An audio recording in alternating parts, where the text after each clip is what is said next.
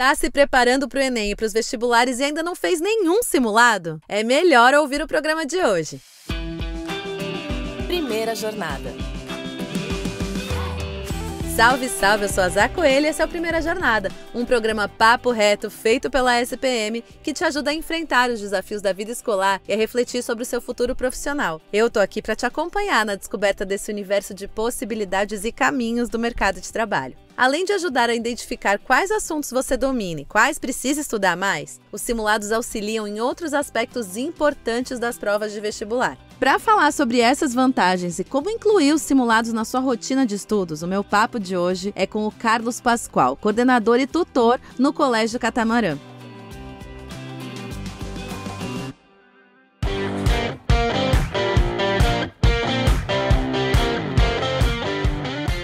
Seja muito bem-vindo ao Primeira Jornada, Carlos. Obrigado, Zá. Muito obrigado pelo convite. Vamos falar sobre esses simulados, né? O que você acha, inicialmente, que tem de interessante, como eles ajudam na preparação para o Enem e para o vestibular? Bom, acho que um dos principais pontos quando a gente está pensando em simulados é que a prova de vestibular, ela tem um formato próprio. Ela tem um formato de muitas questões, ela é uma prova longa e ela é uma prova com conteúdos muito diversos. Então, não é como fazer uma prova na escola, que o professor disse exatamente o que vai cair, você tem um modelo de questões, você estudou a prova daquele professor. A gente não sabe quem fez essas provas. A gente não pode saber quem fez essas provas. Então, talvez a primeira vantagem que eu pensaria, mas seria se familiarizar com uma prova que não foi feita para uma turma, que não foi feita para uma turma do terceiro ano A. Ela foi feita, no caso de uma prova como o Enem, para o Brasil todo. Então essa seria uma vantagem que eu destacaria. Tem outras, né, que a gente pode pensar ali. Tempo. Será que eu tenho uma boa gestão de tempo? Um simulado. Simulado é uma coisa maravilhosa. Eu vou saber o que eu errei antes do jogo estar valendo. Então, será que eu consigo aproveitar bem o meu simulado para entender aquilo que eu não sei, para entender aquilo que eu errei? Do aproveitamento do simulado vai depender do aluno. Como é que ele vai entender isso? É uma obrigação? É algo que eu vou fazer para mim? Como é que eu posso acompanhar os meus resultados? Mas o primeiro ponto, assim, que eu pensaria é se familiarizar com esse modelo de prova. Vestibular também é uma prova de resistência, tanto mental quanto física. 5 horas sentado em uma cadeira pensando não é tão fácil como a gente pode imaginar quando não fez isso ainda. Pois é, verdade, né? É muito importante a gente conseguir entender que é um momento específico que a gente não passou antes parecido, né? Então a gente minimamente construir esse cenário de familiaridade é uma coisa que pode ser interessante, né, para esse aluno. Não, sem dúvida. É um cenário de familiaridade. Então, simulados grandes, quando você senta em carteiras que você não conhece, com pessoas ao lado que você não conhece, eles são muito proveitosos. Eles são muito proveitosos. E, Carlos, qual que você acha que é a frequência ideal para fazer essas provas, esses testes, né? Porque a gente vai estar, por exemplo, esses alunos, essas alunas estão num momento que está acontecendo tudo junto, né? Então tem que ter a gestão, como você falou, a gestão do tempo. Como que dá para inserir essas provas, esses testes nessa rotina de preparação para os exames, na rotina dos estudos? Qual que é a frequência você considera interessante? Eu sou tutor, né? Você comentou ali na abertura, em uma escola de educação personalizada. A gente personaliza muito a trajetória de estudo de cada aluno. Então eu vou falar pela minha experiência. Eu tenho alunos que querem participar de vestibulares de alta concorrência. Então, um aluno de terceira série, que tem suas provas regulares, que tem sua rotina de estudo, que já está trabalhando bastante. Para esse aluno, eu sempre penso que, pelo menos trimestralmente, no mínimo, trimestralmente, seria legal ele estar fazendo um simulado. Quando a escola não oferece simulados, ele pode buscar. A gente tem várias instituições que oferecem simulados gratuitos, algumas instituições que oferecem simulados abertos, porque para a instituição também é interessante, porque ela quer um número maior de alunos para poder se comparar. E isso é uma outra coisa muito legal. Eu fiz um simulado que tem 10 mil alunos. Qual é a minha posição dentro desses 10 mil? Isso vai me dar mais respostas do que será 10, 8 ou 5 em uma prova. Sim. Isso vai me trazer muitas respostas sobre qual é o ponto de estudo que eu estou. Mas isso eu estou falando de no mínimo. Porque eu tenho alunos que trabalham com uma frequência de simulados por exemplo, uma vez por mês, ou utilizam simulados ou provas anteriores para estudo. Isso é muito legal. Por exemplo, estava trabalhando hoje com um aluno. Ele vai fazer agora, eu coloquei 8 provas para ele fazer de vestibulares anteriores, além de um simulado que ele tem, que é na própria escola. Cada prova, eu peço para ele se preocupar não com o número de acertos, a gente está em março, né? Mas sim com o que ele errou. Porque cada conteúdo que ele erra, se ele consegue especificar, se ele não sabia mesmo, outro, se ele esqueceu, outro, se ele errou por bobeira, outro, se ele errou por interpretação de texto, dá uma informação de estudo. E isso é muito legal, porque muitas vezes o aluno tem muita vontade de estudar, mas como é um hábito que não foi bem construído, ele não sabe o que ele vai estudar. Então, quantos simulados ele precisa fazer? Eu diria que, se você quer estudar de verdade, procura simulados externos, usa provas de vestibulares anteriores mesmo, de anos anteriores, como simulados, senta em casa, fecha o quarto, tenta fazer essa prova, anota seus erros. Se você conseguir fazer 1 a cada 3 semanas, uma prova bem feita, que você estude, você vai estar num ritmo muito legal de estudo. Legal, então já tem aí um direcionamento de quanto tempo. E é legal até que você trouxe, né, Carlos, que cada estudante tem a sua forma de absorver conhecimento, a forma que consegue se concentrar, cada pessoa é uma. Então, acho que até um exercício interessante dentro dos simulados, você saber qual é o seu jeito, né, de lidar com aquela situação. Você trouxe bastante essa coisa de limites físicos, limites mentais, a questão de gestão de tempo, tudo isso você acha que o aluno ou a aluna que passam e testam isso durante os simulados podem chegar mais à frente, lá na hora do vamos ver mesmo? Sim, porque às vezes o que eu proponho é que o simulado ele é um teste para o momento. Mas o que ele pode ser além de um teste? Ele pode ser uma ferramenta de orientação de estudo. São 90 questões. Você tem uma meta, você quer acertar 70, 78, 81, 66. Você acertou 54. Que legal. Você precisa aumentar em 10 pontos, 12 pontos para a sua meta. A gente está em março. O que você errou? Como é que você consegue retomar esses conteúdos? Tem coisas que são muito específicas. Às vezes o aluno conhece, por exemplo, a função do segundo grau. Sou matemático, né? Mas talvez ele tenha esquecido a forma canônica, que é algo super específico dentro de um conteúdo. Essa revisão específica pode ajudar ele a não errar uma questão futura que pode ser diferencial para o futuro dele. Isso é bem interessante. Eu acho que a gente pode pensar em muitas possibilidades que esse teste traz de autoconhecimento mesmo, né? Porque assim, eu acho que a grande tensão para esse momento também é como que eu vou lidar com esse momento, né? Como que eu vou sentar numa cadeira diferente, com um monte de gente que eu nunca vi, com um tempo que eu nunca tive que, né? Então, acho que se a gente testar um pouquinho antes, vai ficar mais tranquilo, né? Lá na frente. Sim, porque você traz o fator emocional.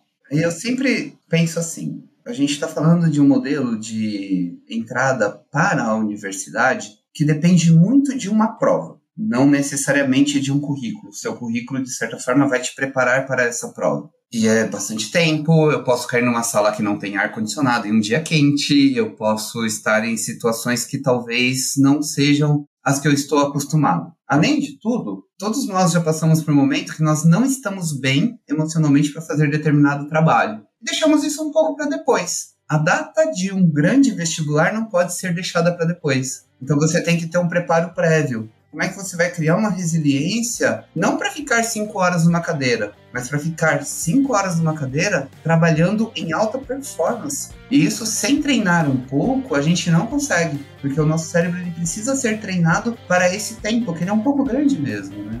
Bom, Carlos, a gente vai fazer um pequeno intervalo, mas nosso papo já volta.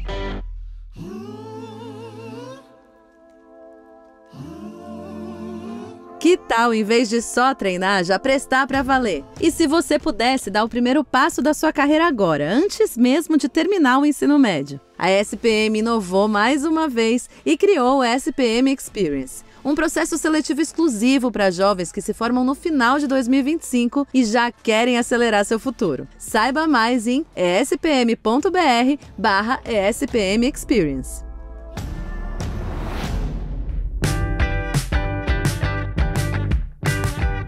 Voltamos para conversar com o Carlos Pascoal, coordenador e tutor no Colégio Catamarã, sobre simulados. Carlos, então a gente falou dos benefícios, né? Do adianto mesmo que é você passar por esses testes e tudo. Mas e para aqueles alunos, aquelas alunas que evitam fazer os simulados? Porque acham que vai dar muito trabalho, que é muito tempo, ou mesmo também tem um ponto que tem medo de ir mal e aí já gerar uma insegurança e piorar essa bola de neve lá na frente. Eu sou uma pessoa um pouco otimista, sabe? Uhum. E eu estou na educação, né? Estou na educação há pelo menos 15 anos, assim. Comecei bem novo na educação. Eu vi muitos alunos trabalharem muito e a verdade é que nem sempre o aluno que trabalhou muito conseguiu aquilo que ele queria no primeiro momento. Mas, sabe, eu nunca vi um aluno que trabalhou muito se arrepender do trabalho. Isso nunca aconteceu comigo, pelo menos na minha experiência. Mesmo quando o aluno trabalhou muito, mas por algum motivo não conseguiu e falou, não, tudo bem, eu tô preparado, um ano de cursinho eu garanto que eu vou conseguir. E consegue mesmo. E esse aluno que trabalhou muito, ele construiu, né? Isso não nasce tão fácil, porque realmente é um teste que pode até parecer injusto, né? Isso não nasce assim, ele construiu uma certa resiliência, uma certa coragem para encarar aquele resultado. Encarar resultados ruins, encarar momentos que, nossa, eu não fui tão bem nessa prova, legal, vamos tentar pegar isso daqui e melhorar. Agora o contrário eu vi, sabe? Eu vi alunos que tinham grande potencial, todos têm, mas eu vi alguns que tinham potencial, até tinham facilidade em algumas coisas, mas não se prepararam, não se testaram, não pensaram em utilizar, ou também tem o contrário, né? Muita segurança, não, na hora vai dar certo, não entende bem como o jogo é jogado. O tutor, onde eu trabalho, a gente acompanha toda a vida acadêmica, junto com a família, reuniões quinzenais, é um trabalho muito legal. Mas esses eu vi se arrepender. Pô, se eu tivesse feito um pouco mais, agora eu vou ficar um ano. Então eu acho que o trabalho, geralmente, ele vai te dar frutos. O trabalho bem feito, ele vai trazer frutos. E se ele não trouxer um fruto específico, ele vai te deixar preparado para continuar o trabalho. O trabalho, ele vai satisfazer por si. O trabalho bem feitinho, estudar direitinho, ele vai satisfazer por si. E acho que é uma coisa interessante. Todo aluno, em um momento, vai mal. A diferença é que tem alguns alunos que encaram isso como oportunidade de melhora e outros alunos que precisam se cuidar para não deixar isso cair.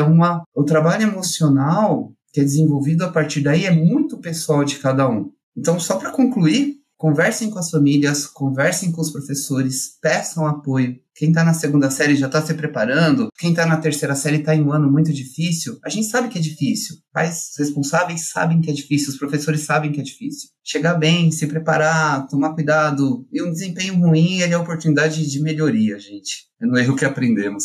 Pois é, né, Carlos? É muito importante isso, porque é um momento de tanta pressão e tanta cobrança que eu acho tão importante trazer também essa perspectiva de que errar é uma oportunidade. E nem sempre que a gente desenhou na nossa cabeça como objetivo vai acontecer, mas vai nos preparar, como você falou. Tudo que a gente adquire de conhecimento, gente, não é perdido. E às vezes vem um caminho completamente diferente que é muito mais legal, sabe? Que vai ser muito mais a ver com você. Então, assim, eu acho muito importante isso que o Carlos trouxe desse otimismo. Otimismo ativo, né? Que você tá estudando, você tá indo atrás. E entender que às vezes os caminhos não são exatamente do jeitinho que a gente desenhou. E tá tudo bem.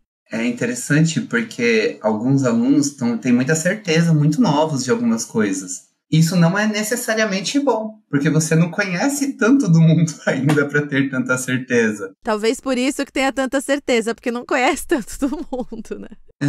Mas pessoas que a gente admira são amplamente formadas. Então essa formação, gente, nunca vai ser jogada fora. Não importa qual seja o caminho que você vai tocar. E agora pensando em, como você trouxe um pouquinho no primeiro bloco, mas trazer mais dicas para quem está ouvindo a gente, Carlos, de como aproveitar de fato esse momento, né? De uma maneira produtiva, de uma maneira que você vai agregar conhecimento, que você vai usar de fato essa experiência para te facilitar aquele processo lá na frente.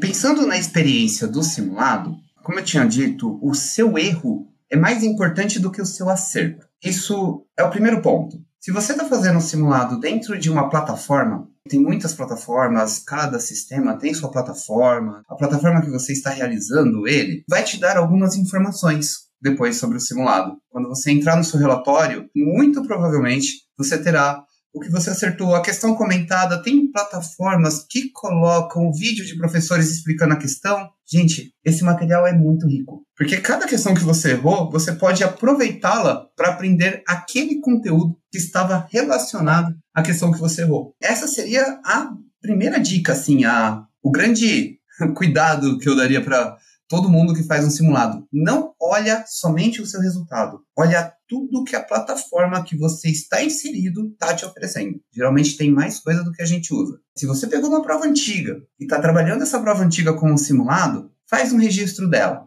Anota tudo que você errou. A gente tem IA, a gente tem YouTube, você tem material. Estuda esses conteúdos. Estuda, faz exercício, se dedica um pouco. Deixa essa prova em um arquivo. Daqui a 3 meses, pega essa mesma prova, refaz. Segue isso por alguns momentos. Você vai perceber os seus números de acertos crescendo. Ele vai crescer porque 2 motivos, né? Tem 2 motivos ali principais.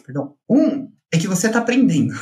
Isso é muito importante. Aprender é o ponto principal. O segundo é que você está se acostumando a resolver uma questão com grau de complexidade elevado em 3 minutos.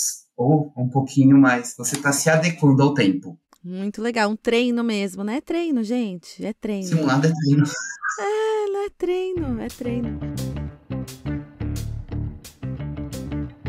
Muito legal, Carlos. E assim, aproveitando essa onda de dica que você tá dando, a gente tem o nosso quadro aqui, que é o Dica de Mestre, que é uma dica que você acredita que se você tivesse ouvido lá no comecinho da sua carreira, que de repente te ajudaria muito no olhar profissional, no olhar de negócios ou no olhar do que você queria ser para sua vida. Que dica você acha que você pode deixar pra gente aqui? Apesar de estar falando de simulados, a minha dica nesse caso é valorizem soft skills.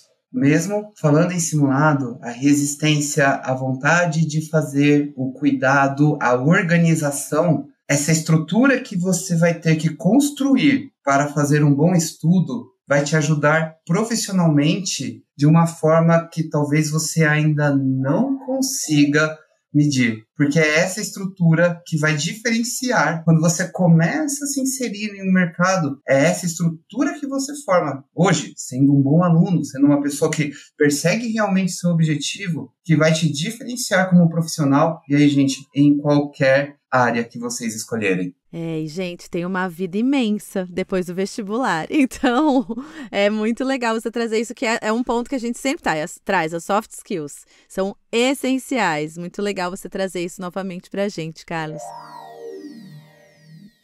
Te agradeço muito pelo papo, acho que trouxe muita luz para essa dúvida mesmo que fica, né? Eu acho que é um olhar interessante, otimista e realista também, né? De que, poxa, vale a pena, façam, treinem para tudo ficar um pouquinho mais leve lá na frente, né? Obrigado, viu, Zé? Obrigado pela oportunidade, pelo convite. Foi muito bom bater esse papo com você. Muito legal. Obrigadão, viu, Carlos? Tchau, tchau.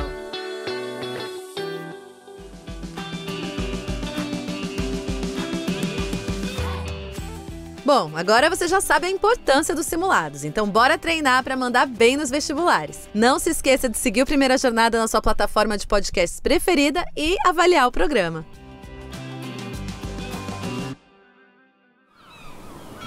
Este podcast foi editado pela Maremoto.